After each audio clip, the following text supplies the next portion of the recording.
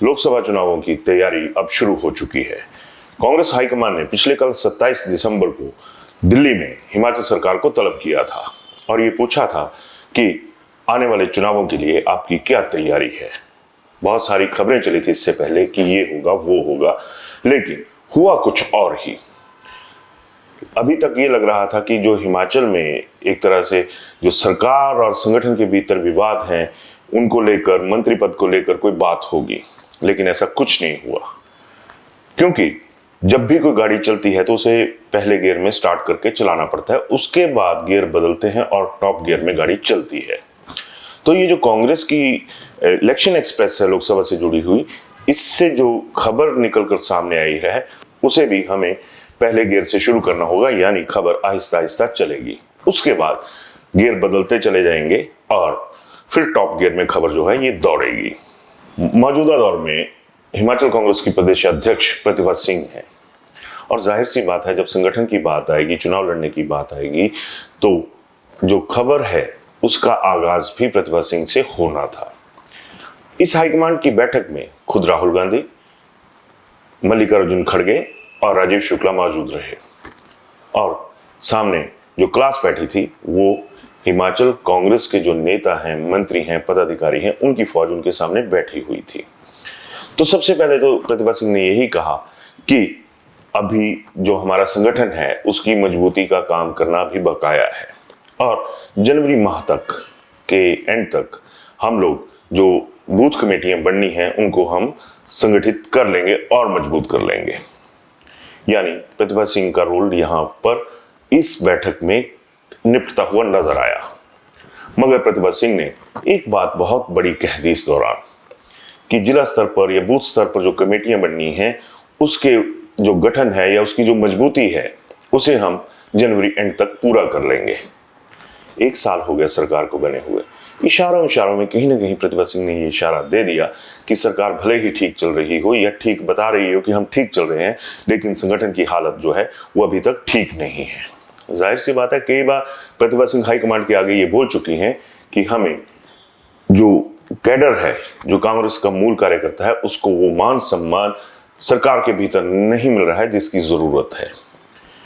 तो जब ये बैठक चली तो उसमें प्रतिभा सिंह का यह बयान बहुत कुछ एक बातें कह गया जो कि वो लगातार हिमाचल सरकार के मुखिया ठाकुर सुखविंदर सिंह सुक्खू को बता रही थी, लेकिन उसका हल आज की डेट तक नहीं हो पाया है। चलिए अब गियर थोड़ा सा हल्का डालते हैं। इस बैठक के अंदर जो उठा बैठक हुई वो भी बहुत जबरदस्त थी। कहने के तो खबरें यही सामने आई कि हाईकमांड ने कहा कि जिसको टिकट दी जाएगी वो मुकरेगा नहीं कि मैं चुनाव नहीं लड़ूंगा, उसको चुनाव लड़ना पड़ेगा।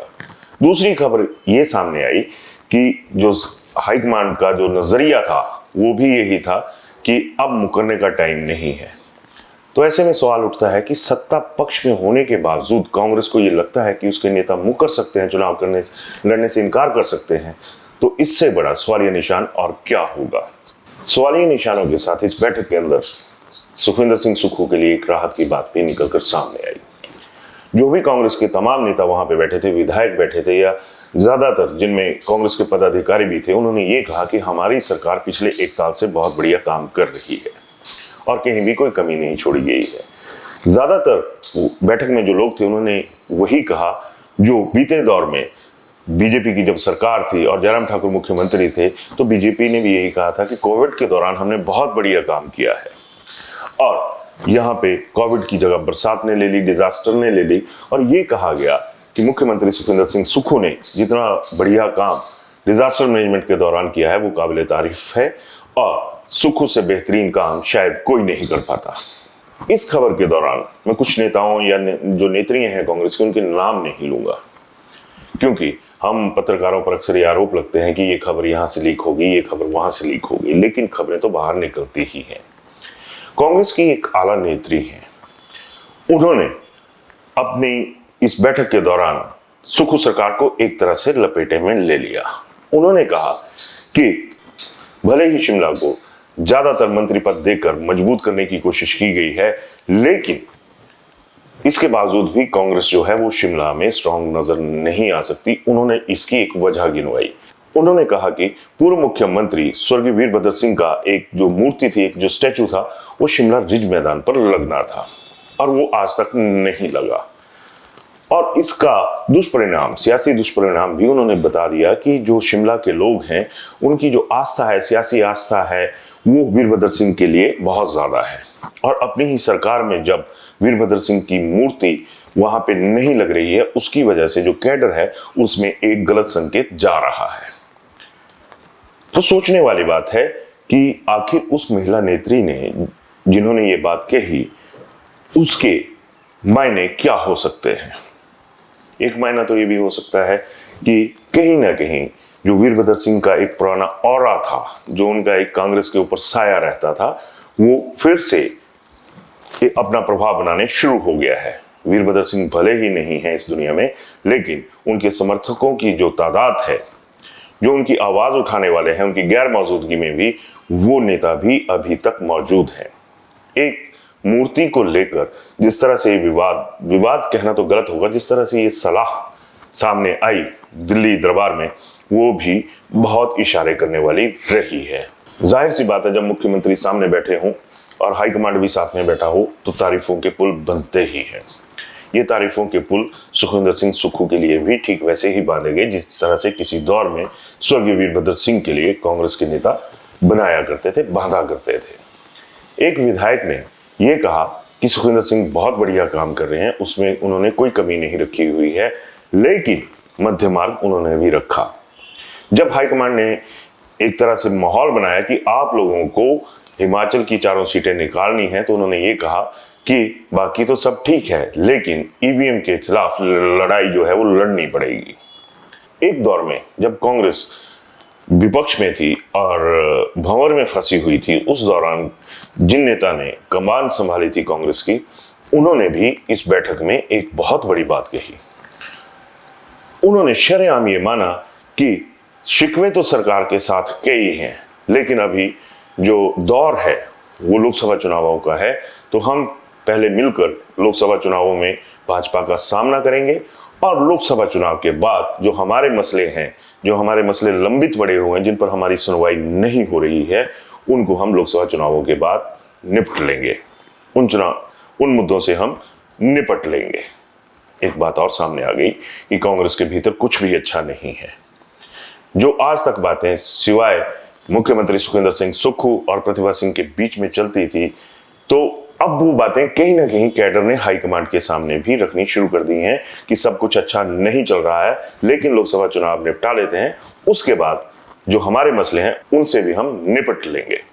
तो ये निपटने का जो एक शब्द वहां पे इस्तेमाल हुआ, वो भी बहुत इशारे कर रहा है। तो क्या ये माना जाए कि लोकसभा चुनावों के नतीजे चाहे जो मर्जी रहे, लेकिन उसके बाद जो होगा वो एक तरह से निपटाने वाला काम भी हो सकता है। और सियासत में निपटारा किस तरह से होता है, ये आप लोग भी भली भांति जानते हैं। इसी बैठक में कांग्रेस के आला नेताओं में शुमार एक विधायक ने जो सच्चाई थी वो कहीं ना कहीं कांग्रेस हाईकमान के सामने रख दी।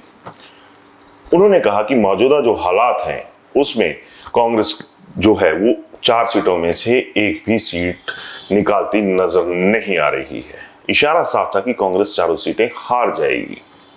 और जब हार की बात आती है तो ये जाहिर सी बात है कि इशारा किस तरफ गया होगा, किस नेता की तरफ गया होगा, ये भी अंदाजा लगाना कोई मुश्किल बात नहीं है। इन नेता ने बकायदा उदाहरण भी दिए। उन्होंने कहा कि आज तक कार्यकर्ताओं को वो मान सम्मान हिमाचल में नहीं मिल पाया है जिन्होंने सत्ता से पहले जो कांग्रेस की लड़ाई थी वो सड़कों पर लड़ी। बाकायदा उदाहरण दिया गया कि इन कार्यकर्ताओं के खिलाफ जो भाजपा सरकार के दौर में केस दर्ज हुए थे, मामले दर्ज हुए थे, वो आज तक वापस नहीं हुए। इन नेताजी ने तो यहां तक कह दिया कि आज जब कांग्रेस के कार्यकर्ताओं को सम्मान मिलना चाहिए था, तो उस दौर में भी वो खुद को डिमोरलाइज और ह्यूमिलेटेड फील कर रहे हैं। इन्हीं नेता ने यहां तक कह दिया कि अगर कांग्रेस हाईकमान किसी मुगालते में है तो हिमाचल में सर्वे करवा ले और ये पता लगा ले कि 4 सीटों में से हम कितनी सीटें जीत पाएंगे। यानी इन नेताजी ने जो भी कहा ताल ठोंक कर कहा। जब ऐसे सवाल बैठक के भीतर उठ रहे थे और जिनमें कम से कम ये बात ज्यादा उभर कर सामने आ रही थी कि कांग्रेस जो हिमाचल कांग्रेस है उसमें सब कुछ सही नहीं है और ये सारे जो हालात हैं वो कहीं ना कहीं खतरे का संकेत हैं। तब राहुल गांधी ने कहा कि क्या हिमाचल में कोई भी ऐसा सक्षम नेता नहीं है जिसकी अगुवाई में ये सारी चीजें की जा सकें। खबर के मुताबिक राहुल ने यह भी कहा कि क्या तमाम जो कांग्रेस के नेता हैं हिमाचल में वो नाकाम साबित हो रहे हैं। निचले हिमाचल के एक वरिष्ठ कांग्रेसी नेता ने इस बैठक में भी साफ कहा कि हमें बहुत ज्यादा मेहनत की जरूरत है। इशारा साफ था कि मेहनत की जरूरत है, यानी वो मेहनत नहीं हो रही जो कम से कम गांधी फैमिली को कामयाबी दिलाने में कामयाब हो सके। जिन गारंटियों के लिए हिमाचल भाजपा मौजूदा कांग्रेस सरकार को घेर रही है, उन गारंटियों का मुद्दा जो है वो भी इस बैठक में गूंजा। यहां तक कहा गया कि गारंटियां तो पूरी कर दें, लेकिन पैसा कहां से लाएं। जब गारंटी की बात चली हुई थी तो उसमें एक मुद्दा यह भी निकल के सामने आया कि जो 1500 रुपए की पेंशन देने की बात की गई है वो मसला अभी तक कहां पहुंचा है। तो जब ये बात चल रही थी तो वहां पर एक वरिष्ठ नेता ने कहा कि क्या ऐसा नहीं हो सकता कि एक परिवार की एक महिला को ये पेंशन दी जाए। जब ये बात चल रही थी तो फिर जो कांग्रेस के लोग बैठे थे उनमें खुसर फुसर शुरू हो गई कि फिर इसके लिए क्या पैमाना होगा कि मान लीजिए एक परिवार से एक महिला को ही पेंशन देनी है तो उसके लिए क्या ये देखा जाए कि सबसे बड़ा, सबसे बुजुर्ग, सबसे छोटा, उस तरह से मानक तय किए जाए। यानी बैठक में भी जब ये पेंशन वाला मुद्दा उठा तो टेंशन कहीं ना कहीं कांग्रेस में अच्छे तरीके से फैल गई। गारंटियों की बात पे रोजगार का मसला भी जो है वो इसी बैठक में गूंजा, क्योंकि भाजपा ये लगातार कह रही है कि पहली कैबिनेट में 1 लाख नौकरियां देने की बात की गई थी और अभी तक वो पैमाना टच करना तो दूर की बात है, हजारों में नौकरियां नहीं दी गई हैं। जब ये मुद्दा उठा तब ये कहा गया कि हमने 680 करोड़ रुपए की जो ई वाहन योजना है उससे युवाओं को रोजगार देने के साथ जोड़ा गया है। लेकिन बैठक में इस बात पर भी चर्चा शुरू हो गई कि बकाया का क्या है। 680 करोड़ रुपए का जो एक दावा था उसको जो सरकारी रोजगार देना है या दूसरे क्षेत्र में रोजगार देना है वो कहां पे गया। यानी कांग्रेस के अंदर ही सवाल बवाल इस बैठक में ठीक ठाक उठे। इस बैठक में खास बात यह भी रही कि जनता से जुड़े मुद्दों पर कम बात हुई, बेरोजगारों का जो भविष्य है उससे जुड़ी बात कम हुई, लेकिन कांग्रेस के नेताओं के अपने अपने भविष्य से जुड़े मुद्दों पर ठीक ठाक चर्चा हुई। और हैरानगी की बात है कि जब ये चर्चा चल रही थी तो ये सवाल भी उठा कि हमने उन कार्यकर्ताओं को आज तक सियासत में किसी तरह का, सरकार में किसी तरह का रोजगार देना तो दूर की बात है, उन लोगों को भी मान सम्मान नहीं दिया, उन कार्यकर्ताओं को भी मान सम्मान नहीं दिया जो कि इसके हकदार रहे हैं। ये भी कहा गया कि लगभग 40,000 के करीब कुछ बोर्ड निगमों में ऐसे या विभागों में ऐसे सदस्य नियुक्त होते हैं जो सिर्फ चाय पानी तक सीमित रहते हैं, उन्हें कोई ऐसी तनख्वाह नहीं दी जाती, ऐसा कोई वेतन भत्ता नहीं दिया जाता जिससे कोई एक्स्ट्रा लोड सरकार पर पड़े। फिर ये भी बात उठी कि जब अपने कार्यकर्ताओं को एडजस्ट नहीं किया जा रहा है तो फिर ये अंदाजा लगाना भी मुश्किल नहीं है कि कांग्रेस आम बेरोजगार युवाओं को जो आम घरों से ताल्लुक रखते हैं उनके रोजगार के मसले पर कितनी गंभीर होगी। इसी बैठक में ये मुद्दा भी उठा कि जब संगठन के खाते से वाइस चेयरमैन, चेयरमैन तक नियुक्त नहीं हो रहे हैं और जो नियुक्त हुए हैं वो एक वर्ग विशेष से संबंध रखने वाले हैं या एक नेता विशेष से संबंध रखने वाले हैं, तो बाकी कार्यकर्ताओं का क्या दोष है। इस बैठक में एक और नेता हैं, युवा नेता हैं, उन्होंने कह दिया कि जब चुनाव लड़ने की बारी आएगी तो जो बड़े बड़े उच्च पदों पर लोग बैठे हैं उनको भी चुनाव लड़ने के लिए तैयार रहना चाहिए। अब सवाल उठता है कि बड़े बड़े लोग वो हैं कौन जिनकी तरफ इस युवा नेता ने इशारा कर दिया कि उनको भी चुनाव लड़ने के लिए तैयार रहना चाहिए। जाहिर सी बात है कि अगर मैं अपनी सियासी समझ के मुताबिक कहूं तो 2 बड़े सियासी नेता जो हैं वो सरकार में ही हैं और दोनों हमीरपुर पार्लियामेंट्री से संबंध रखते हैं। तो क्या माना जाए कि कांग्रेस के भीतर सब कुछ ठीक चल रहा है, सारी चीजें ठीक हो रही हैं। जब कांग्रेस के भीतर के मुद्दे ही सेटल नहीं हो रहे हैं तो आम आदमी से जुड़े मुद्दे कहां पर सेटल होंगे। यह कहना भी गलत नहीं होगा कि इसी बैठक में कुछ नेताओं ने, जो विधायकों की श्रेणी में भी आते हैं, उन्होंने स्तुति गान करने में कोई कमी नहीं रखी। एक और युवा नेता हैं, उन्होंने यहां तक कह दिया कि हमारे जो नेता हैं वो तो 20-20 घंटे काम करते हैं। तो बताया जा रहा है कि इस पर राहुल गांधी ने यह जवाब दिया कि मेरे को पता है कि कौन कितने घंटे क्या काम करता है। सवाल कांग्रेस के भीतर भी उतने ही हैं जितने कि कांग्रेस की सरकार की वजह से आम जनता में खड़े हुए पड़े हैं। इसी बैठक में एक अन्य मंत्री हैं, वो युवा मंत्री हैं, उन्होंने एक और बात कही कि हमें हिंदुत्व के मुद्दे को समझना होगा, इसकी जो गंभीरता है उसे भी हमें परखना पड़ेगा, क्योंकि ये बहुत ही सेंसिटिव मसला है और हिमाचल में 98% जो है वो हिंदू हैं और भाजपा हिंदू कार्ड पर ज्यादा फोकस कर रही है। राम मंदिर वाले मुद्दे पर इन नेताजी ने साफ कहा कि नब्ज अगर अपनी देखनी है तो उससे पहले नब्ज जनता की भी देखनी होगी, धार्मिक भावनाओं की भी देखनी होगी। मैंने टॉप गियर की बात करी थी, टॉप गियर पे चलता हूं थोड़ा सा। जब 1500 रुपए प्रति महिला को देने की बात हुई थी तो कांग्रेस ने हिमाचल में एक अभियान छेड़ दिया था कि आप फॉर्म भरिए, आपको जो पेंशन है 1500 रुपए की जो सुविधा है वो आपको मिलेगी।